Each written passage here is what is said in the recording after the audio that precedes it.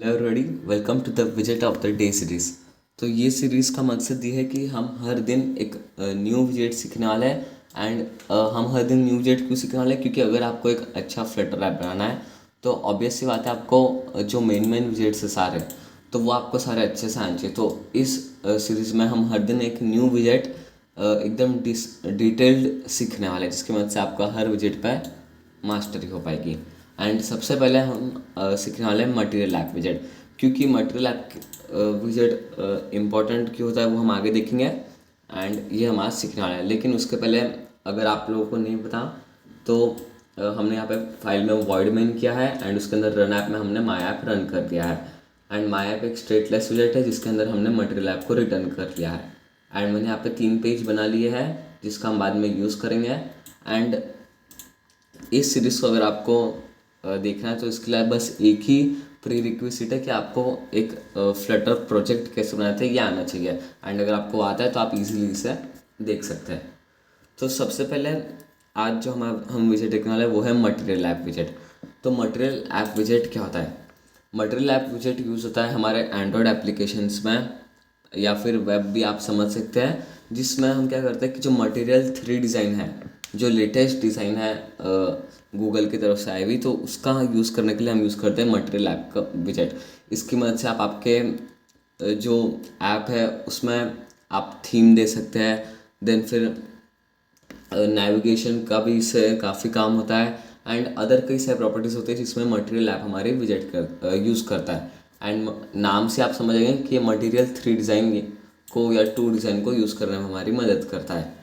तो अब हम इस विजेट के अलग अलग प्रॉपर्टीज़ देखने वाले हैं, लेकिन उससे पहले आपको एक बात समझनी चाहिए कि अगर आप कोई भी न्यू विजेट, आप समझिए को यहाँ पे न्यू विजेट आता है एंड मुझे नहीं पता कि उसे यूज़ कैसे करना है, तो हर चीज़ को गूगल करने से अच्छा होगा कि एंड ये सिर्फ वी एस कोड में ही होता है कि आप उसके ऊपर होवर कीजिए।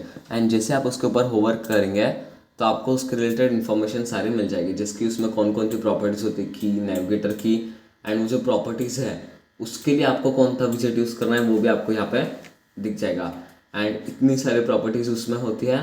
एंड फिर प्रॉपर्टीज़ के नीचे वहाँ लिखा होता है कि उस विजेट का यूज़ करने से होगा क्या, एंड उसको थोड़ा सा एक्सप्लेन करता है। तो अगर आप कुछ इस तरह से उस विजेट को पढ़ते हैं तो आप इजीली उस विजेट को यूज़ कर पाओगे। अब हम मटेरियल ऐप की कुछ मेन प्रॉपर्टीज़ देखने वाले हैं। सबसे पहले हम देखने वाले हैं टाइटल प्रॉपर्टी। सो टाइटल क्या होता है देखिए, अब जिसके यहाँ पे लिखा रहा है लोकल होस्ट 59709। एंड अगर आप इसे मोबाइल में आपके यूज़ करोगे तो फिर वहाँ पे लिख के आएगा जो भी आपने प्रोजेक्ट का नाम कमांड पायलट में डाला था। लेकिन वो जो नाम होता है वो बिल्कुल अच्छा नहीं दिखता है क्योंकि उसमें हम अंडरस्कोर्स कुछ भी डालते हैं एंड इसलिए यूज़ होता है टाइटल प्रॉपर्टी। तो अब मैं टाइटल में जो भी लिखूँगा वही उस ऐप का नाम वहाँ पे बन जाएगा। ये देखिए अभी यहाँ पे हेलो बन चुका है। एंड बाय द वे हम क्रोम इसलिए यूज़ कर रहे हैं क्योंकि जो मोबाइल था उसमें आज कुछ टेक्निकल इशू है, तो मोबाइल में ये ऐप रन नहीं हो रहा था। सो टाइटल की मदद से आप आपके ऐप को एक टाइटल दे सकते हो। एंड अगर आप कोई प्रॉपर्टी पे भी होवर करोगे तो भी आपको दिख जाएगा कि उसमें हमें एक स्ट्रिंग चाहिए एंड फिर 1 line description use by device to identify the app. उसका आपको मीनिंग यूज सब समझ जाएगा। ये हो गई टाइटल प्रॉपर्टी, काफ़ी यूज़फुल हमारी होती है। अगली प्रॉपर्टी जो जिसकी मैंने बात की थी थीम प्रॉपर्टी, इसके लिए यूज होता है थीम डेटा। ये जो विजेट है ये हम अगले वीडियो में सीखेंगे, लेकिन कुछ मेन प्रॉपर्टीज़ हम इसकी आज देख लेंगे। एंड ये कंस्ट्रक्टर में तो हम यहाँ से ये हटा देते हैं। थीम डेटा, इसकी हम कुछ मेन प्रॉपर्टीज़ दिखेंगे। थीम डेटा की विजेट की मदद से आप आपके ऐप में एक थीम बना सकते हो। तो हम पहले देखेंगे यूज़ मटेरियल 3, जो लेटेस्ट डिज़ाइन है गूगल की मटेरियल 3। अगर आपको उसे यूज़ करना है तो आप इसमें ट्रू डाल सकते हैं। एंड मैं हमेशा मटेरियल 3 यूज़ करता हूँ क्योंकि वो ज़्यादा अच्छी दिखती है। ये हो गया यूज़ मटेरियल 3। अगला है हमारा कलर स्कीम। अगर आप आपके ऐप को एक कलर स्कीम देना चाहते हो, यानी कि पूरे ऐप में फिर वही कलर स्कीम यूज़ हो एंड यूनिवर्सल आपका ऐप जो है दिखे, तो फिर हम कलर स्कीम का यूज़ करते हैं। इसके लिए यूज़ होता है कलर स्कीम विजेट। एंड उसमें होती है कई अलग अलग प्रॉपर्टीज़, जिसकी अब अगर मैं डार्क डॉट करूँ तो डार्क प्रॉपर्टी होती है, फ्रॉम सीड होती है, high contrast dark, high contrast light, then light property होती है। इतनी अलग अलग होती है, लेकिन हम यूज़ करने वाले हैं फ्रॉम सीड। तो फ्रॉम सीड तो ये क्या करता है कि जो भी आप इसको फिर जो सीड कलर दोगे, यानी कि वो एक बेस कलर है एंड उसके ही आसपास फिर वो पूरे ऐप को कलरिंग करेगा। तो तो हम देते हैं कलर्स डॉट ग्रीन। एंड अभी आपको कोई चेंज नहीं दिखा क्योंकि यहाँ पे हमने कोई विजेट यूज़ ही नहीं किया है। तो कलर स्कीम की मदद से आप आपके ऐप को एक कलर स्कीम दे सकते हैं। ये हो गया हमारा थीम प्रॉपर्टी मेन में। अगला होता है थीम मोड। तो थीम मोड क्या करता है कि अब जब हम थीम डेटा देखेंगे तो हम दो बनाने वाले हैं, एक लाइट थीम के लिए एंड एक डार्क थीम के लिए। तो जो यूज़र को यूज़ करना है वो कर सकता है, लेकिन अब हम डिसाइड कैसे करेंगे कौन सी थीम हमको पहले से यूज़र को देनी है। तो उसके लिए होता है थीम मोड एंड उसमें होते हैं 3 ऑप्शन थीम मोड में भी। थीम मोड डॉट एंड देखिए वैल्यूज़ नहीं, यहाँ पर डार्क, लाइट या सिस्टम, यानी कि आप पहले से यूज़र को एक डार्क थीम देना चाहते हो, लाइट थीम देना चाहते हो या फिर बेस्ट सिस्टम थीम देना चाहते हो। सिस्टम का मतलब होता है कि अगर वो उसके फ़ोन में लाइट थीम यूज़ करता है तो उसको ऑटोमेटिकली लाइट थीम उसके ऐप में मिल जाएगी, एंड अगर वो डार्क करता है तो डार्क थीम उसको मिल जाएगी। ये हो गया हमारा थीम मोड। अगला इंपॉर्टेंट है हमारा रूट्स विजेट, रूट्स प्रॉपर्टी। तो जब हम नेविगेशन करते हैं हम ज़्यादातर यूज़ करते हैं मटेरियल पेज राउट का, एंड वो जो तरीका होता है वो काफ़ी लंबा होता है। तो उसका अल्टरनेटिव हम यूज़ करने वाले हैं रूट्स प्रॉपर्टी। इसकी मदद से आप क्या कर सकते हो कि ये जो है सबसे पहले ये एक मैप है जिसमें हम स्ट्रिंग यूज़ करने वाले हैं एंड फिर फंक्शन में हम बिल्ड कॉन्टेक्स्ट यूज़ करने वाले हैं। तो इसकी मदद से जब भी आप इस रूट का नाम लोगे तो आपको सिर्फ जो भी आप यहाँ पे नाम दोगे वही आपको लिखना पड़ेगा। ये अभी हम आगे देखेंगे। एंड अब हम देखते हैं इसकी नेमिंग। तो नेमिंग के लिए पहले हमें स्ट्रिंग लगेगी एंड फिर सबसे पहले आपको देना है एक फॉरवर्ड स्लैश। फॉरवर्ड स्लैश आपको हमेशा देना ही पड़ेगा। एंड कुछ भी पेज का नाम आप रख सकते हैं, इसके हम रखेंगे पेज 2, इसलिए हमने पेज 2 बनाया था। एंड फिर double colon then context arrow function and फिर आप क्या रिटर्न, कौन सा पेज आप रिटर्न करना चाहते हो।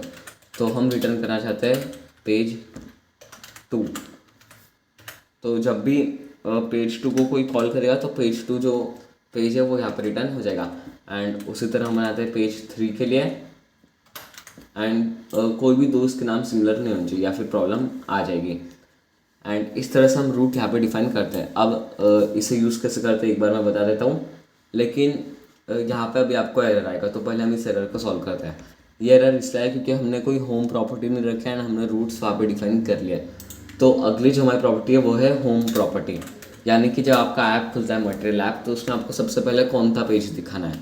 तो हम दिखाने वाले हैं पेज 1, यानी कि ऐप के स्टार्टिंग में कौन सा पेज, उसके लिए हम होम प्रॉपर्टी का यूज़ करते हैं। एंड ये देखिए जैसे मैंने पेज 1 लिखा तो पेज 1 पे जो हमारा प्लेस होल्डर था वो यहाँ पे आ गया है। अब हम पेज 1 में क्या करने वाले हैं, सबसे पहले स्कैफोल्ड का यूज़ करेंगे एंड बॉडी, इसमें मैं बनाऊंगा एक बटन, एलिवेटेड बटन हम बना लेते हैं, एलिवेटेड बटन। एंड चाइल्ड में हम दे देंगे टेक्स्ट। इसका यूज़ मैं क्यों कर रहा हूँ क्योंकि मुझे आपको बताना है कि रूट्स का हम यूज़ कैसे करते हैं। Page 2 okay and on pressed. तो देखिए अब यहाँ पे जो है एक बटन हमारा आ जाएगा। ये देखिए यहाँ पे पेज 2 का आ गया है। तो जैसे अब हम इस पर प्रेस करेंगे हमें पेज 2 पर जाना है एंड उसके लिए हम यूज़ करने वाले हैं राउट्स का। तो देखिए हम ऑन प्रेस में लिखेंगे नेविगेटर, अभी तक जो हमने देखा था navigator dot of context dot push. And अभी तक हम क्या कर रहे थे, पुश में हम पहले मटेरियल पेज राउट कर रहे थे एंड वो जो था काफ़ी लंबा प्रोसेस था। तो इसकी जगह हम यूज़ करने वाले हैं पुश नेम्ड। एंड इसमें कई सारी प्रॉपर्टीज होती है, push named and remove until, push replacement named, pop and push named. तो नेम्ड का मतलब होता है आप इसे तब यूज़ कर सकते हैं जो आपके पास कोई राउट आपने डिफाइन किया है, ये होते हैं नेम्ड राउट्स। एंड अब यहाँ पे हमें रूट नेम डालना है तो हमने यहाँ पे डिफाइन किया था पेज 2, तो हम उसे यहाँ पे डालेंगे पेज 2 एंड ओके। तो देखिए अब जैसे मैं इस पर क्लिक करता हूँ तो हम यहाँ पे पेज 2 पे आ गए। एंड पेज 2 पे कैसे आ गए क्योंकि पेज 2 जो था हमारा प्लेस होल्डर था। एंड इसी तरह आप पेज 3 के लिए बना सकते हैं। एंड इसकी मदद से आपका जो काम है वो काफ़ी इजी हो जाएगा रूट्स की मदद से। एंड वही अगर हम मटेरियल पेज राउट यूज़ करते रहते हैं तो फिर वो जो प्रोसेस रहती है वो काफ़ी लंबी रहती थी। देखिए material page route then context and then हमें नाम लिखना पड़ता था पेज 2। एंड ये जो प्रोसेस है ये काफ़ी यूज़फुल है, मटेरियल पेज राउट काफ़ी लंबी प्रोसेस थी। तो ये हो गया हमारे रूट्स एंड होम प्रॉपर्टी। अब आखिरी प्रॉपर्टी जो बची है, एंड आप रूट्स में कितने भी पेज आपके डिफाइन कर सकते हैं। आखिरी प्रॉपर्टी जो हम देखने वाले हैं वो है debug show check mode banner.